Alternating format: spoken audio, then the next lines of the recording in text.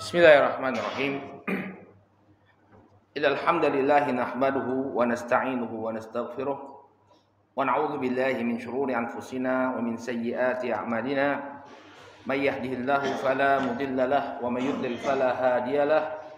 Ashhadu an la ilaha illallah wahdahu la syarika lahu wa ashhadu anna Muhammadan abduhu wa rasuluh. Allahumma salli wa sallim ala nabiyyina Muhammad wa ala alihi wa sahbihi wa man ittaba'a hudahu ila yaumiddin, amma ba'd.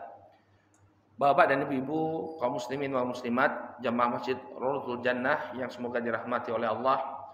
Assalamualaikum warahmatullahi wabarakatuh.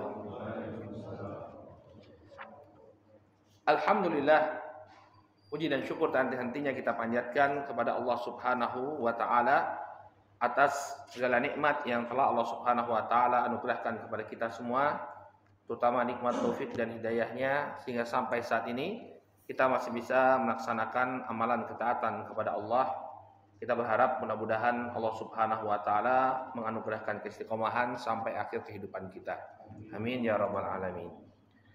Salawat serta salam semoga senantiasa tercurah kepada junjungan kita Nabi Muhammad, kepada keluarga, para sahabat, dan pengikut beliau hingga akhir zaman. Bapak dan Ibu rahimakumullah, insyaallah pada kesempatan pagi hari ini kita akan kembali melanjutkan pelajaran kita membahas Kitabul Jami' dari Bulughul Maram yang disusun oleh Al-Hafidz Ibnu Hajar rahimahullahu taala. Pada pertemuan yang terakhir kita telah bahas adab-adab yang berkaitan dengan bersin. Ya, telah kita sebutkan bahwa disunahkan bagi orang yang bersin untuk mengucapkan alhamdulillah, kemudian orang yang mendengar ucapan alhamdulillah mendoakannya dengan doa yarhamukallah, lalu orang yang bersin tadi kembali mendoakan yahdikumullah wa yuslihu balakum. Dan disunahkan pula ketika bersin dia menutup mulutnya, jangan sampai kemudian apa yang keluar dari mulutnya tersebut menyebar. Dan beberapa adab lainnya telah kita sebutkan berkaitan dengan bersin. Sekarang kita masuk ke dalam bab yang baru, ya, yaitu bab tentang adab-adab berpakaian. Jadi dalam Islam pakaian itu diatur, ya. Nanti kita akan sampaikan ada pakaian-pakaian yang tidak diperbolehkan, misalnya dipakai oleh kaum laki-laki. Ya, demikian juga pakaian yang bagaimana batasan kaum wanita. Lalu bagaimana tata cara kita menggunakan pakaian. Ini semua ada adab-adabnya dalam Islam. Selain itu menjaga kehormatan diri seseorang, ya. Jadi adab-adab dalam berpakaian itu untuk menjaga kehormatan kita. Demikian juga apabila kita menjalani adab-adab tersebut, ya, kita akan mendapatkan keberkahan. Ini sering kita ulang. Kenapa sih harus belajar adab-adab Islami? Karena apabila seseorang dia menghiasi dirinya dengan adab-adab Islami ini, sebagaimana yang disebutkan oleh Fadilatul Syekh Abdul Razak bin Abdul Muhsin Al-Badar, pengajar Masjid An-Nabawi, kata beliau, apabila seseorang berhias dengan adab-adab ini, maka insya Allah dia akan mendapatkan keberkahan. Karena adab-adab ini diajarkan oleh baginda Rasulullah Sallallahu Alaihi Wasallam dan beliau adalah sumber keberkahan. Kalau kita ikuti ajaran beliau, kita ikuti adab-adab yang beliau ajarkan, insya Allah hidup kita akan barokah. Baik, di sini ada beberapa hadis yang dibawakan oleh Al-Hafidz Ibnu Hajar rahimahullahu taala. Yang pertama, ya, adalah hadisnya Abu Hurairah radhiyallahu taala anhu. Mari kita simak hadisnya. Qala Rasulullah sallallahu alaihi wa ala alihi wasallam, "Idzan ta'ala ahadukum falyabda bil yamin." Apabila salah seorang di antara kalian menggunakan sandalnya, maka hendaknya dia memulai dengan sebelah kanan. Jadi kalau kita menggunakan sandal, mulailah dari sebelah kanan terlebih dahulu. Wa idza naza'a falyabda bishimal. Dan apabila dia melepaskan sandalnya, maka hendaknya dia mulai melepaskan dengan yang kiri terlebih dahulu. Jadi kalau pakai sandal, pakai yang kanan dulu, tapi kalau ketika melepaskan, pakai yang kiri terlebih dahulu. Litakunil yumna awwaluhuma tun'alu wa akhirahuma tunza'u. Ya, maka jadikanlah ya, hendaknya dia menjadikan sebelah kanan itu yang pertama kali dipakai ya, dan yang terakhir kali dilepaskan. Muttafaqun alaih. Hadisnya muttafaqun alaih, disepakati kesahihannya, diriwayatkan oleh Imam Al-Bukhari dan Muslim. Baik. Nah, di sini ada adab dalam menggunakan sandal. Lihat Islam ya, sampai adab menggunakan sandal pun diatur dalam Islam. Kalau memakai sandal ataupun apapun itu yang merupakan alas kaki, entah itu kita menggunakan kaos kaki atau sepatu atau bahkan bakyak untuk sholat itu biasanya disediakan di masjid ya, sandal dari kayu itu ya. Kalau bahasa Jawanya, kalau kita bilang bakyak ya. Bener Pak? Iya. Apapun itu, ketika dia menjadi alas kaki kita, disunahkan untuk menggunakan yang kanan terlebih dahulu. Nah, ini memang dalam Islam yang sebelah kanan itu dimuliakan. Makanya makan dengan tangan kanan. Kalau datang di majelis, kita nyalami orang mulai dari sebelah kanan. Maka kaki kanan juga dimuliakan. Bagaimana cara memuliakannya? Ketika memakai sandal, dia dipakaikan terlebih dahulu. Ketika melepaskannya, dia dilepaskan yang terakhir. Kaki kiri itu dilepas, baru yang kanan. Ini diantara adab ya, menggunakan alas kaki yang diajarkan oleh Rasulullah Shallallahu Alaihi Wasallam. Kemudian hadis selanjutnya, wa anhu radhiyallahu anhu, dan juga diriwayatkan dari sahabat Abu Hurairah radhiyallahu anhu, qala, beliau mengatakan, qala Rasulullah sallallahu alaihi wasallam, Nabi sallallahu alaihi wasallam bersabda, la yamshi ahadukum fi na'lin wahidah. Janganlah salah seorang di antara kalian berjalan dengan satu sandal. Waliyun ilhuma jami'an au liyakhla'huma jami'an. Maka hendaknya dia pakai kedua sandalnya atau dia lepaskan keduanya sama sekali. Jadi tidak boleh seseorang itu menggunakan satu alas kaki saja. Ya, tapi dia pakai dua-duanya. Ya, apa alasannya kenapa kita tidak boleh melakukan hal tersebut? Agar tidak meniru syaitan. Dalam sebuah riwayat ya, disebutkan bahwa Nabi Shallallahu Alaihi Wasallam mengatakan, inna syaitan yamshi fi na'lin wahidah. Yang namanya syaitan, dia berjalan di atas satu sandal. Maka kita dilarang untuk meniru perbuatan syaitan. Sehingga kalau kita tidak mendapatkan pasangan ya dari sandal kita atau sepatu kita, ya dicari terlebih dahulu. Ketika lengkap dua-duanya, baru dipakai. Ya. Kalau tidak kita temukan, maka jangan dipakai. Maka Nabi kan tadi mengatakan, kalau pakai sandal, pakai dua-duanya. Kalau nggak pakai, jangan dipakai sama sekali. Ya. Misalnya terselip, misalnya ketika sholat Jumat sering kita alami Pak ya. Sholat Jumat atau sholat tarawih ya, ketika mau pulang ke rumah, mana ini sebelah sandalnya ya? Sandal yang pertama ditemukan, yang kedua mana? Mungkin ketendang-tendang sama jamaah yang lain. Maka jangan dipakai dulu. Tunggu sampai lengkap, cari dulu lengkap, baru kemudian kedua-duanya dipakai. Apa hikmahnya? Agar tidak mengikuti kebiasaannya syaitan yang dia menggunakan satu sandal. Dari mana kita tahu Ustaz, kok setan itu pakai satu sandal? Dari pengkhabaran Rasulullah Shallallahu Alaihi Wasallam. Beliau mengatakan, inna syaitana yamshi fi na'lil wahidah. Syaitan itu dia berjalan dengan satu sandal. Maka jangan kita meniru syaitan.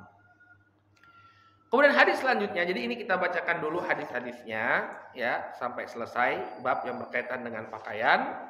Nanti kita baru bahas adab-adab berpakaian 1, 2, 3, 4 nanti apa. Hadis selanjutnya, wa an ibni Umar radhiyallahu anhuma qala, dari sahabat Abdullah bin Umar radhiyallahu anhuma, beliau mengatakan, qala Rasulullah sallallahu alaihi wasallam, Nabi Shallallahu Alaihi Wasallam bersabda, la yanzurullahu ila man jarra thawbahu khuyala. Ya. Allah Subhanahu wa taala tidak akan melihat kepada orang yang menjulurkan pakaiannya untuk menyombongkan diri. Jadi dia pakai pakaian ya, entah itu baju atau sarung, kemudian dia panjangkan. Ya, dia panjangkan untuk menunjukkan kebesaran, untuk menyombongkan diri pada orang lain. Mungkin ini jarang kita lihat di masa kita sekarang. Ya, paling di momen-momen tertentu ya, seperti pada acara pernikahan kita lihat ada gaun sebagian perempuan, ya dia bikin panjang begitu ya. Nah, mungkin ini bisa dimasukkan ke dalam masalah ini ya. Atau siapapun itu, misalnya dia pakai jubah ya, kayak raja-raja ketika ingin dinobatkan kan pakai jubah panjang ya, maka Allah Subhanahu wa taala tidak akan melihatnya. Maksud tidak akan melihatnya di sini, tidak akan melihatnya dengan pandangan rahmat pada hari kiamat nanti. Dan yang menjadi pusat perhatian kita adalah pada kata Nabi sallallahu alaihi wasallam khuyala, ya, kesombongan. Jadi pakaian yang dipergunakan oleh seseorang untuk menyombongkan dirinya, ya, entah itu karena mahalnya harganya, kemudian dia menyombongkan diri, ini baju saya sekian, baju kamu berapa sih? Ya, maka yang demikian tidak diperbolehkan, walaupun tidak panjang bajunya. Tapi ketika dia pakai baju apapun itu untuk menyombongkan dirinya, ya, maka itu termasuk pakaian yang dilarang. Ustadz, atas kemudian apakah kita tidak diperbolehkan menggunakan pakaian yang bagus? Jawabannya tentu kita diperbolehkan menggunakan pakaian yang bagus. Yang namanya sombong itu adalah merendahkan manusia. Dia pakai pakaiannya itu untuk merasa lebih tinggi daripada orang-orang yang ada di sekitarnya. Ini yang dilarang. Bukan berarti kita tidak boleh menggunakan pakaian yang bagus. Justru kita disunahkan menggunakan pakaian yang bagus. Nabi SAW mengatakan, Innallaha jamil yuhibbul jamal. Sesungguhnya Allah Subhanahu wa taala itu maha indah dan menyukai keindahan. Ya. Kemudian ada para sahabat yang bertanya kepada Nabi SAW. Ya, sebelumnya Nabi mengatakan la yadkhulul jannah man kana fi qalbihi mithqala dzarratin min kibr.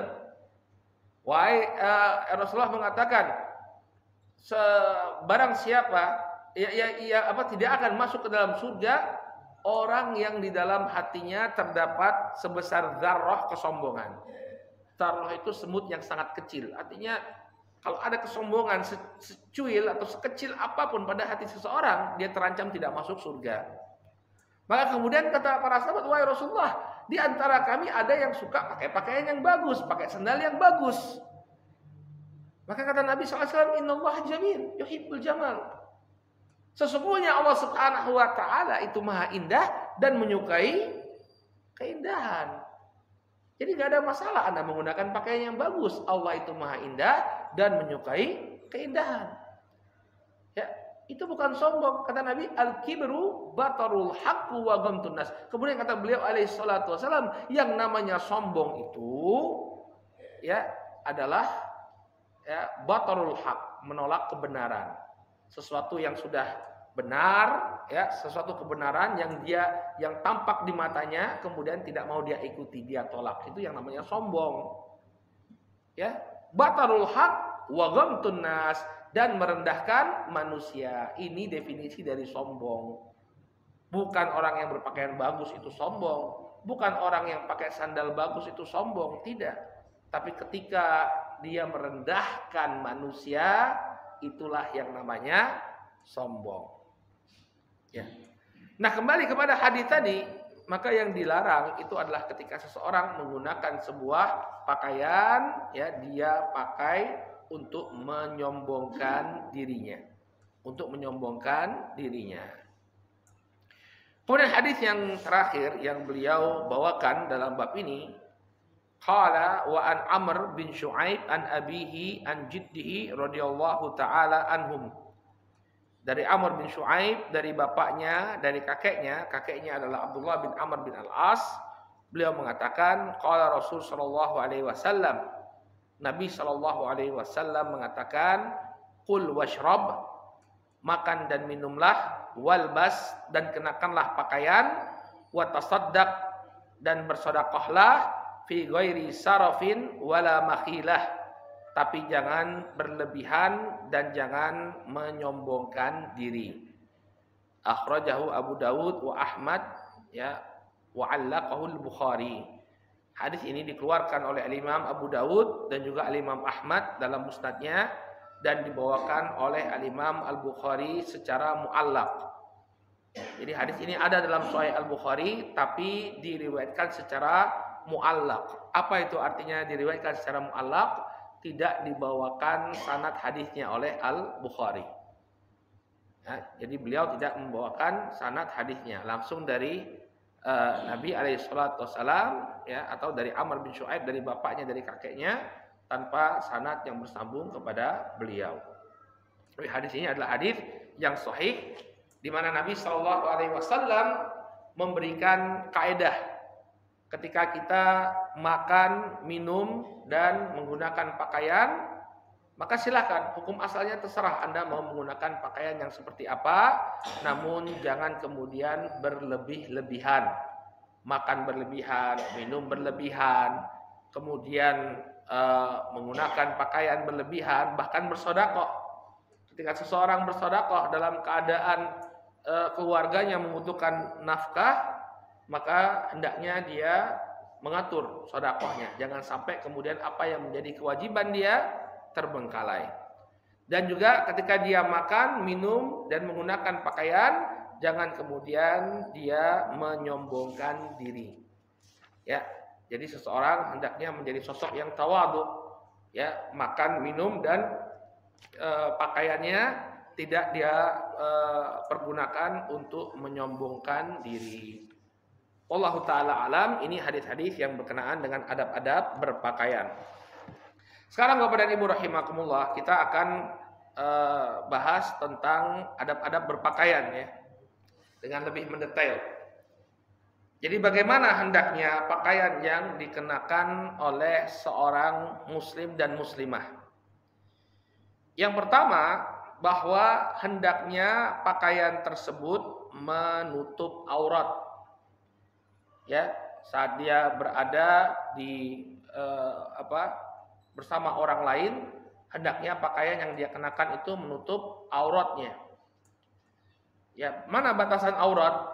Ya, bagi kaum laki-laki, ini mayoritas para ulama mengatakan bahwa batas auratnya adalah mulai di bawah pusar sampai di atas lutut. Ya, jadi aurat laki-laki di atas lutut ini, Pak, sampai kepada bagian bawah pusarnya. Jadi pusar tidak termasuk aurat, tapi bagian bawah pusar harus ditutup. Lutut tidak termasuk aurat, tapi bagian atas lutut harus ditutup. Ini pendapat jumhur, mayoritas para ulama. Mereka berlandaskan dengan hadis, ya, hadis diriwayatkan oleh Imam Al-Baihaqi, asfalis surah wa fawqa rukbataini minal aurah. Nabi Shallallahu Alaihi Wasallam mengatakan bagian bawah pusar dan atas kedua lutut adalah aurat, Ini pendapat mayoritas para ulama. Di sana ada sebagian para ulama yang berbeda pendapat, ya. Mereka mengatakan bahwa paha itu tidak termasuk aurat. Kalau jumhur, mayoritas para ulama, dan ini yang lebih berhati-hati, menganggap paha itu nggak boleh ditampakkan. Jadi kalau panjenengan kerja bakti atau main bola, itu menurut pendapat mayoritas para ulama, pahanya harus ditutup. Jadi kalau pakai celana harus yang sampai menutupi setengah lutut agar tidak tersingkap auratnya. Tetapi sebagian para ulama mengatakan bahwa paha itu bukan aurat. Dalilnya adalah dalam beberapa kejadian paha Rasul Shallallahu Alaihi Wasallam itu tersingkap, ya, seperti dalam kisahnya Abu Bakar, Umar, dan Utsman. Saat Abu Bakar menemui Nabi alaihissalam, paha beliau yang putih itu kelihatan. Kemudian ketika Umar masuk menemui beliau, paha beliau tetap beliau biarkan. Tapi saat Utsman masuk baru ditutupi oleh Nabi SAW. Ketika ditanya kenapa beliau melakukan hal tersebut, karena ya Utsman adalah sosok yang pemalu. Maka tidak nyaman dia dengan terbukanya paha Rasul SAW, maka beliau alaihissalam menutupi paha beliau. Nah, syahid dari hadis ini, kata sebagian para ulama, itu pahanya kelihatan Nabi. Kalau aurat kan pasti beliau tutupi sejak awal. Tapi beliau biarkan terbuka, ketika Utsman masuk baru kemudian beliau tutupi. Al-muhim ya, jumhur para ulama ya menyebutkan bahwa yang namanya aurat laki-laki itu mulai di atas lutut sampai di bawah pusarnya. Maka hendaknya kita berhati-hati. Mengambil pendapat jumhur ini lebih selamat ya daripada nanti kita terkena dosa yang mengumbar aurat. Baik, ini bagi laki-laki. Bagi para wanita ya dijelaskan dalam hadis yang diriwayatkan oleh Imam Abu Dawud dengan sanad yang hasan insyaallah bahwa aurat wanita adalah seluruh tubuhnya kecuali tangan dan wajah. Dalilnya adalah kisah Asma binti Abi Bakar. Ya. Kata Aisyah radhiyallahu taala anha, anna Asma binti Abi Bakar dakhalat ala Rasulillah sallallahu alaihi wasallam wa 'alaiha thiyabun riqaq. Dulu Asma ini kakaknya Aisyah, beda ibu ya, sama-sama anaknya Abu Bakar tapi beda ibu. Ya, Asma ini datang menemui Nabi sallallahu alaihi wasallam dengan pakaian yang tipis. Fa'arada anha Rasul sallallahu alaihi wasallam, maka Rasul sallallahu alaihi wasallam memalingkan pandangan beliau. Nah itu ya Bapak, kalau melihat perempuan yang berpakaian kurang santun, itu kita memalingkan pandangan, bukan justru memanfaatkan kesempatan ya. Jadi kadang-kadang salah ide loh nganggo pakaian seksi-seksi. Ya sekalian saja dilihat ya, nggak gitu ya.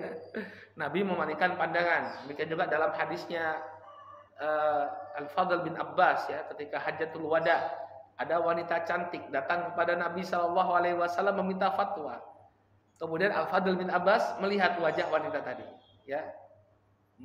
Melihat tanpa memalingkan pandangannya, maka dengan jarinya Nabi palingkan. Seperti itu.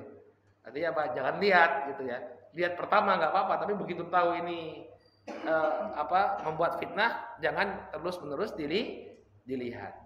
Fa'aradu anha Rasul sallallahu alaihi wasallam, maka Nabi sallallahu alaihi wasallam memalingkan pandangan beliau.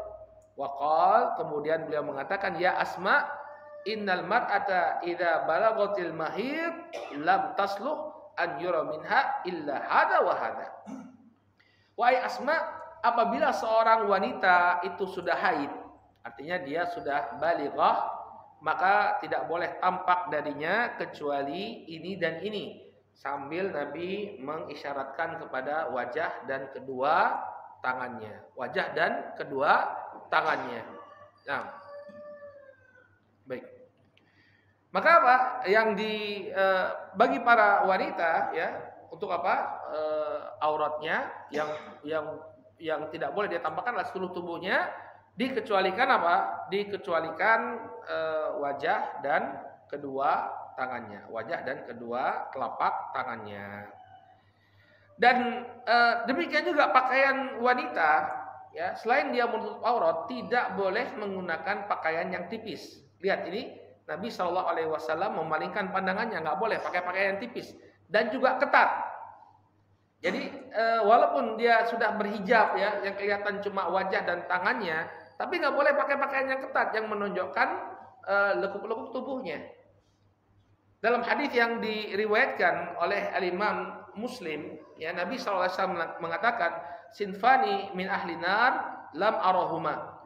Ada dua golongan manusia, ya, dua golongan manusia yang belum pernah aku lihat sebelumnya, dan mereka ini adalah penduduk api neraka. Ada dua golongan penduduk api neraka yang belum pernah aku lihat. Artinya dua golongan manusia ini belum pernah ada di masa Nabi, tapi munculnya di masa belakangan.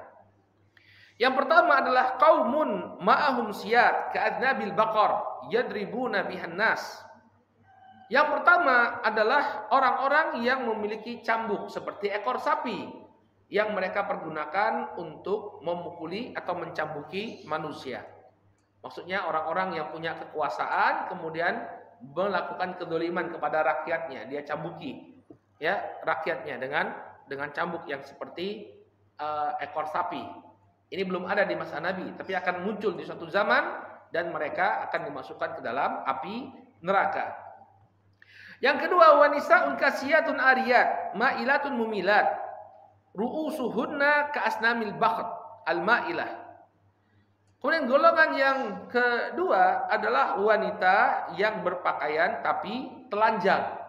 Kemudian dia berjalan berlenggak-lenggok dan kepala-kepala mereka seperti punuk-punuk onta. Jadi tinggi, menonjol.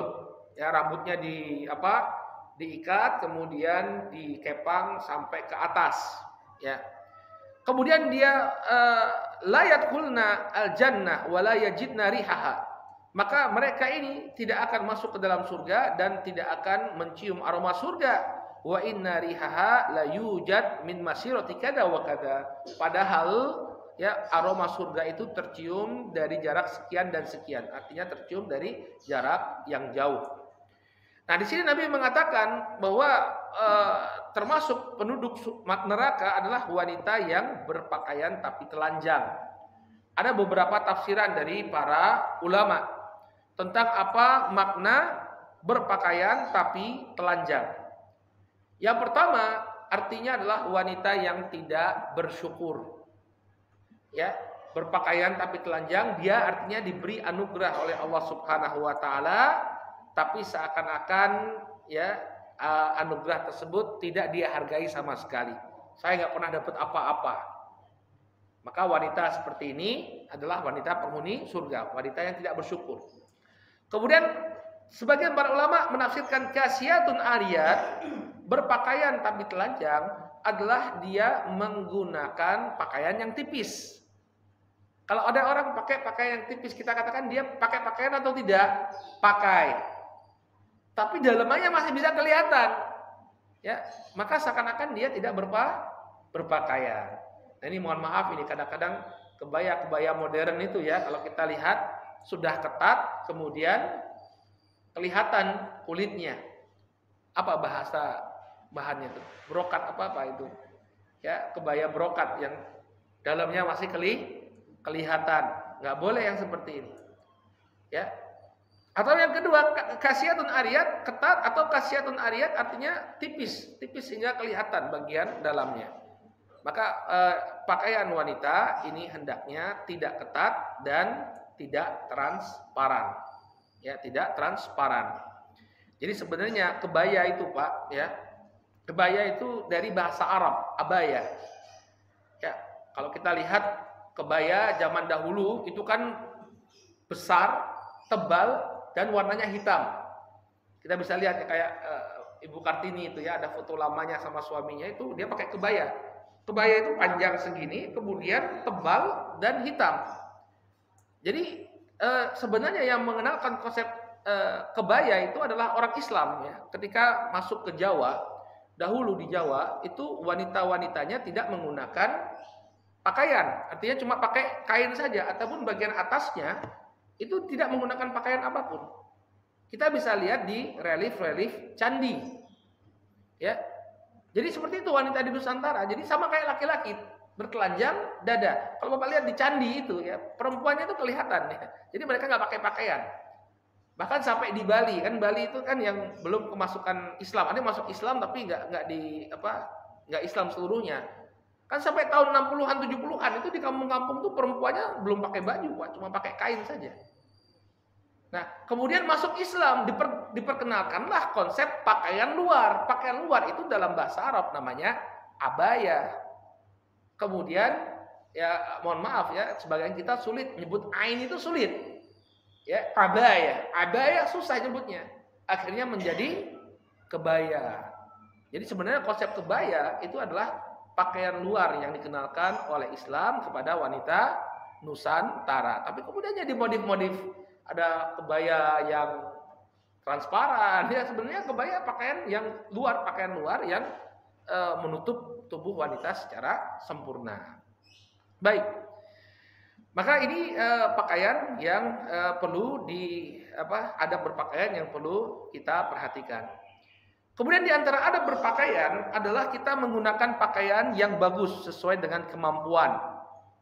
Jadi kalau kita mampu beli pakaian yang bagus, itu kita beli dan kita pakai.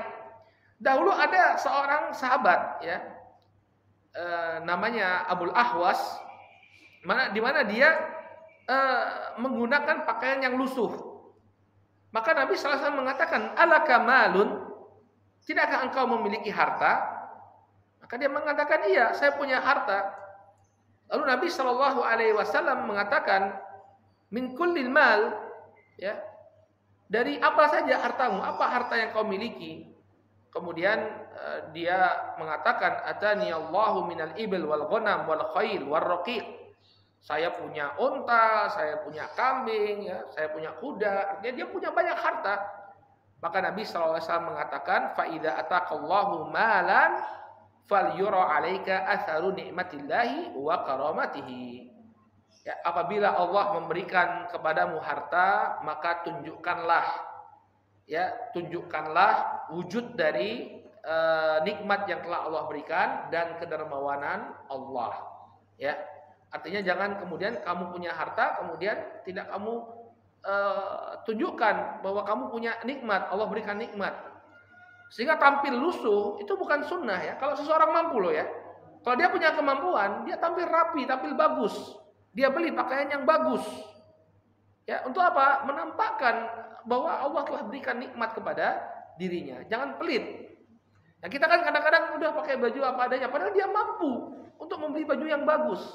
Menggunakan pakaian yang bagus itu adalah sunnah. Ya, menggunakan pakaian yang bagus itu adalah sunnah. Kemudian adab yang ketiga, pakaian kita tidak menyerupai pakaian lawan jenis. Ya, ada pakaian-pakaian yang khusus dipakai oleh para wanita. Misalnya apa? Daster. Daster itu adalah pakaian khusus wanita, kebaya misalnya. Maka nggak boleh laki-laki kemudian dia menggunakan pakaian-pakaian yang khusus bagi para wanita. Kadang kita lihat dalam lomba-lomba 17-an, pertandingan bola antara bapak-bapak dengan menggunakan daster. Nggak boleh. Atau lomba memasak. Untuk lucu-lucuan, ya bapak-bapak disuruh pakai daster. Ya, apalagi sebagian itu biar lucu-lucu dikasih bola tenis gitu, ya, biar kelihatan betul seperti wanita. Ini nggak boleh, Pak. Nabi SAW melaknat, ya, la'ana Rasul SAW al-mutasyabbihina minar rijali wan nisa wal mutasyabbihati minan nisa'i bir rijal. Rasul SAW melaknat, ya, laki-laki yang menyerupai wanita dan wanita yang menyerupai laki-laki. Jadi tidak diperbolehkan kita menggunakan pakaian yang khusus dipakai oleh lawan jenis kita. Misalnya laki-laki pakai jilbab, mohon maaf. Ya, pakai jilbab, pakai cadar, enggak diperbolehkan karena itu adalah pakaian khusus bagi wanita. Ya. Kemudian yang keempat, tidak memakai pakaian yang merupakan kekhususan orang-orang non-muslim. Misalnya pakai pakaian biksu. Ya, kita tahu bahwa biksu pakaian ini adalah pakaian yang digunakan oleh tokoh agama orang-orang Buddha misalnya. Dia pakai pakaian biksu. Makanya demikian tidak diperbolehkan. Man tasyabbaha biqaumin fahuwa minhum, kata Nabi. Barang siapa yang menyerupai suatu kaum, maka dia tergolong kepada mereka. Atau wanita muslimah menggunakan pakaian suster misalnya. Ini adalah pakaian yang khusus bagi mereka. Maka yang demikian tidak diperbolehkan. Tapi kalau pakaian itu sudah menjadi dipakai secara umum, misalnya ya celana panjang. Kalau kita lihat dahulu, ya, leluhur-leluhur kita nggak pernah mereka pakai celana bantolun seperti yang dipakai oleh orang Eropa. Tapi sejak mulai dari abad ke-20, Mulai ya orang-orang pribumi berpakaian seperti orang-orang Eropa. Kalau dulu kita lihat ya bahkan mahasiswa Stovia itu ya, mahasiswa kedokteran, ya mereka kuliah itu pakai jarit, kemudian atasnya pakai beskap, kemudian pakai belangkon. Nah, ini pakaiannya, ya. Tapi kemudian mulai berubah, mulai pakai celana. Bahkan dulu itu katanya sholat pakai celana itu bahkan kata para ulama tidak sah. Ya harus pakai sarung katanya. Saya pernah dengar cerita teman itu di pondoknya dulu itu ya tidak boleh kalau sholat pakai celana, harus pakai sarung. Ya. Jadi masih ada yang kolot seperti itu. Nah, ketika pakaian itu sudah dipakai oleh masyarakat ya, baik itu yang muslim ya, kita melihat itu sudah dipakai oleh yang muslim maupun yang non muslim, yang demikian tidak lagi menjadi kekhususan bagi mereka. Kemudian yang kelima, tidak menggunakan pakaian ketenaran lain sendiri. Ya. Jadi pakaian kita itu mengikuti kebiasaan masyarakat setempat selama itu tidak melanggar syariat. Jangan kemudian dikatakan ya kita menggunakan pakaian setempat, kemudian dia masuk ke dalam suku yang primitif, yang cuma pakai nutup aurat seadanya, lalu menyesuaikan dengan kebiasaan masyarakat setempat, ya. Jangan dia pakai alasan ini. Kenapa? Ada batasan syariat. Nah, selama pakaian yang digunakan oleh masyarakat itu tidak bertentangan dengan syariat, maka hendaknya kita menggunakan pakaian seperti yang dipakai oleh masyarakat setempat. Makanya Syekh Muhammad bin Shalih Al-Utsaimin itu mengkritik sebagian orang yang menggunakan surban ya di tengah-tengah masyarakat yang tidak menggunakan sorban.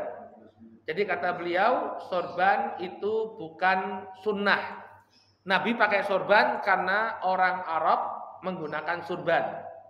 Jadi kalau pengen tahu pakaiannya di masa Nabi SAW, ya masyarakat Arab ketika itu mereka menggunakan baju gamis. Apa itu baju gamis? Ya, kalau orang Arab bilangnya komis, pakai kof, komis. Di Indonesia kan jadi gamis. Gamis itu baju terusan. Jadi baju sekalian nutup bagian bawah. Langsung, bread. Nah itu pakaiannya Nabi alaihissalatu wassalam. Kalau bukan itu beliau menggunakan izar dan juga rida. Izar itu adalah sarung. Jadi kain yang kemudian dilampirkan di bagian bawah lalu diikat, dan juga rida. Rida itu apa? Kain yang dipakai untuk menutupi bagian atas. Bukan, ya kayak orang umroh itu. Nah, orang umroh itu, jadi bawahnya pakai sarung, dijadikan sarung, kemudian atasnya ditutupkan. Nah itu pakaiannya Nabi SAW. Ya. Kemudian beliau menggunakan apa? Surban, imamah. Dalam hadis penaklukan kota Makkah, beliau menggunakan surban yang berwarna hitam. Nah, tapi kata para ulama, kalau pakaian ini tidak lazim dipakai di suatu masyarakat, maka hendaknya dia menjauhi. Dia tidak menggunakan pakaian-pakaian yang asing di tengah-tengah masyarakat. Kenapa? Ada larangan. Man labisa thawba syuhra fid dunya albasahullahu thawba madallatin yaumal qiyamah. Barang siapa yang memakai pakaian ketenaran ya di dunia, maka Allah akan memberi pakaian kehinaan di hari kiamat.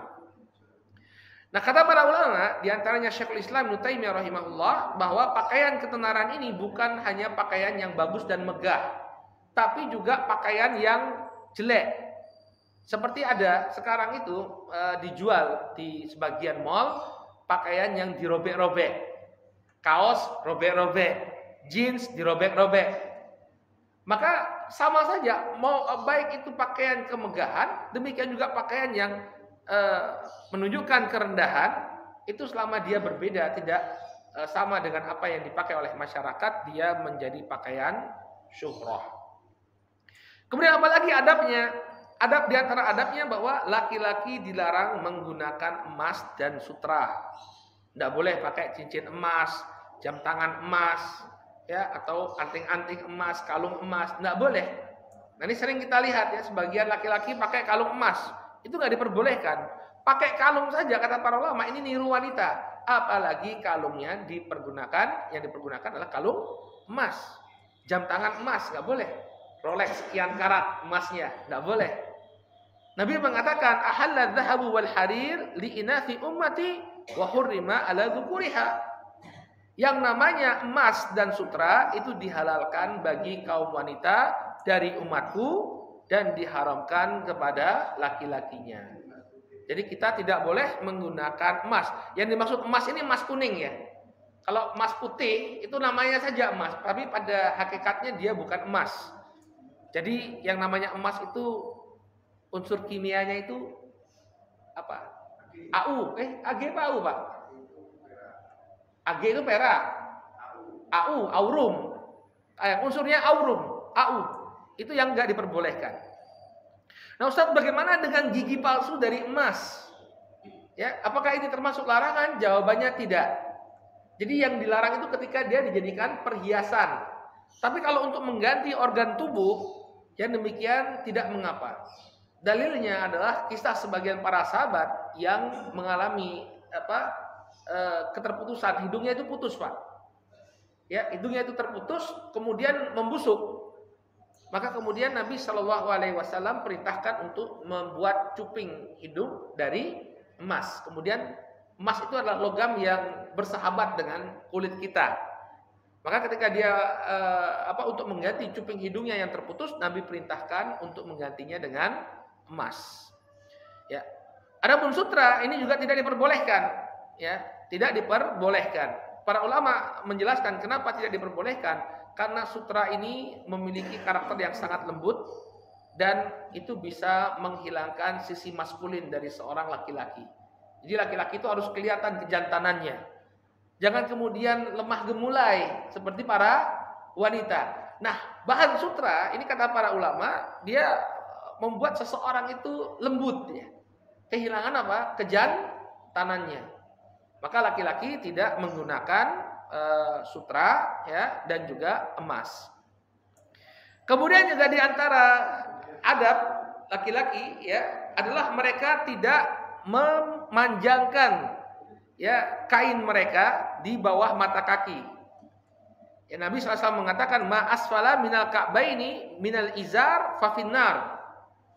Apa yang berada di bawah mata kaki ya dari kain maka dia berada di neraka. Nah, kata para ulama dari hadis ini ya ini menunjukkan bahwa tidak boleh kemudian kain sarung atau celana itu berada di bawah mata kaki. Sebagian ulama mengatakan bahwa yang dimaksud dengan menjulurkan di bawah mata kaki ini apabila disertai dengan kesombongan. Ya, jadi kalau tidak disertai dengan kesombongan maka yang demikian tidaklah mengapa. Ya, jadi dalil mereka adalah kisahnya Abu Bakar. Abu Bakar itu melorot sehingga apa? Kainnya di bawah mata kaki, sarungnya di bawah mata kaki. Kemudian Nabi Shallallahu Alaihi Wasallam mengatakan bahwa engkau tidak sombong. Abu Bakar nggak sombong.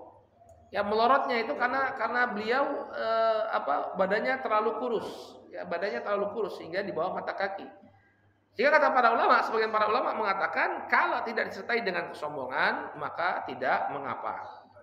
Namun yang lebih aman bagi kita bahwa Pak yang dirahmati oleh Allah adalah mengangkat kain, celana atau sarung kita jangan sampai kemudian berada di bawah mata kaki. Ada sebuah hadis ya yang diriwayatkan oleh Imam At-Tirmidzi dari Ubaid ibn Khalid. Ketika itu dia sedang berjalan, lalu ada suara dari belakang beliau mengatakan irfa izarok fa innahu atqa. Tiba-tiba ada orang yang menegur beliau dari belakang, angkatlah sarungmu karena sesungguhnya yang demikian ya lebih bertakwa. Fa idza huwa Rasul sallallahu alaihi wasallam. Wahai Rasul, ternyata yang menegurku itu adalah Rasul sallallahu alaihi wasallam. Kemudian orang itu mengatakan, ya Rasulullah, innama hiya burdatun malha. Wahai Rasulullah, hanya saja yang aku pakai ini adalah kain burdah. Maka kemudian Nabi SAW mengatakan, amalaka fiyya uswah. Tidakkah engkau menjadikanku sebagai contoh teladan? Artinya dia mengatakan bahwa ya pakaian saya seperti itu, dia melotrok. Artinya apa? Selantiasa ke bawah gitu ya. Fanadurtu faida izaruhu ila nisfi saqai. Kemudian kata Ubaid bin Khalid, ketika aku melihat Nabi Shallallahu Alaihi Wasallam, ternyata sarungnya Nabi Shallallahu Alaihi Wasallam itu berada di pertengahan betisnya. Ya, kita kalau pakai sarung pertengahan betis ini sering diguyoni ya. Banjir nopo-nopo. Kalau ketinggian sarungnya ya. Padahal Nabi Shallallahu Alaihi Wasallam itu sarungnya di pertengahan betis. Kemudian dari cara memakai pakaian, tadi sudah tempat kita singgung. Ya, kita memakai pakaian dari sebelah kanan terlebih dahulu. Nabi Shallallahu Alaihi Wasallam yujibu tayammun. Beliau suka untuk melakukan sesuatu dari arah kanan. Fitana ulihi wa tarjulihi wa tuhurihi wa fisyanihi kullihi. Ketika beliau menggunakan sandal, ketika beliau menyisir rambutnya, ketika beliau berwudu, beliau mulai dari arah kanan dan dari segala perkara. Jadi beliau mulai dari kanan terlebih dahulu. Kemudian disunahkan bagi kita untuk berdoa ketika kita membaca, ketika kita menggunakan pakaian, kita bersyukur kepada Allah Subhanahu wa taala dengan membaca alhamdulillahilladzi kasani hadza tsauba wa razaqanihi min ghairi haulin minni wala quwwah. Alhamdulillahilladzi kasani hadza tsauba wa razaqanihi min ghairi haulin minni wala quwwah. Segala puji bagi Allah Subhanahu wa taala yang telah mengenakan pakaian ini kepadaku dan memberikan rezeki kepadaku tanpa daya dan kekuatan dari diriku. Ini doa ketika menggunakan pakaian. Wallahu ta'ala a'lam bishawab. Mungkin ini Bapak dan Ibu rahimakumullah apa yang bisa kita sampaikan berkenaan dengan adab-adab berpakaian. Ya, mudah-mudahan menambah wawasan kita dan bisa kita praktekkan dalam kehidupan kita sehari-hari. Wallahu ta'ala a'lam bishawab. Kita cukupkan dulu sampai di sini. Kemudian kalau ada yang ingin didiskusikan, kami persilahkan. Silakan kalau ada yang ingin bertanya, Bapak dan Ibu.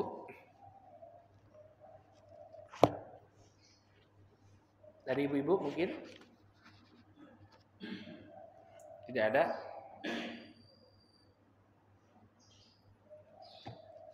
Cukup? Baik, silakan Pak. Tadi saya salah dengar ini. Mungkin saya salah dengar. Tadi Ustaz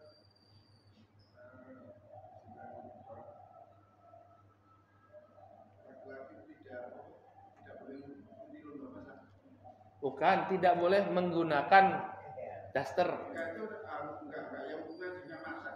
Ya, karena kita lihat dalam lomba 17-an main bola pakai daster atau lomba masak pakai daster. Yang tidak diperbolehkan itu pakai dasternya. Bukan masanya, bukan. Bukan. Ya, ini terima kasih Pak sudah bertanya. Berarti kalau ada yang salah paham ya, jadi bisa diluruskan. Kalau memasak itu boleh, laki-laki memasak itu boleh sekali ya. Tidak ada larangan sama sekali.